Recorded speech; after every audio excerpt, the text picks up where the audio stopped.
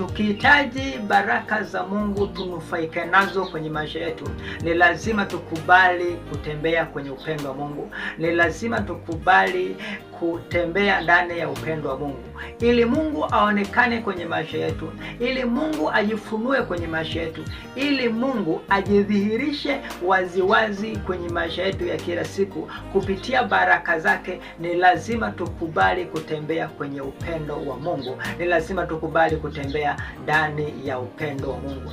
Maandiko yanasema kwamba Mungu ni upendo. Ikiwa Mungu ni upendo, maana yake upendo ndiye Mungu. Na kama tutakubali kutembea kwenye upendo wa Mungu, tumekubali kuwa na Mungu. Ukisoma waraka wa kwanza wa Yohana sura ya 4 mstari wa 8, maandiko yanasema kwamba Mungu ni upendo. Ikiwa mtu atakataa kutembea kwenye upendo wa Mungu, ni sawa na mtu aliyeamua kumkataa Mungu kwenye maisha yake. Ni sawa na mtu aliyeamua kuyavunja mahusiano yake na Mungu kwenye maisha yake. Ni sawa na mtu aliyeamua kuzikataa baraka za Mungu kwenye maisha yake. Ukisoma kitabu cha Yohana sura ya 3 mstari wa 16, maandiko yanasema ya kwamba kwa jinsi hii Mungu aliupenda ulimwengu hata akamtoa mwanae wa pekee, ili kila mtu amwaminie asipotee bali awe na uzima milele.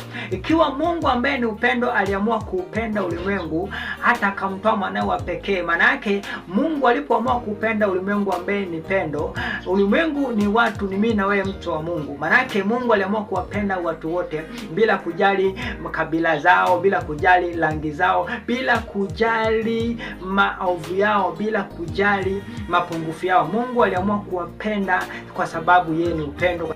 Imetupasa na sisi kuwapenda watu kwa sababu tu Mungu anayekaa ndani yetu aliupenda ulimwengu.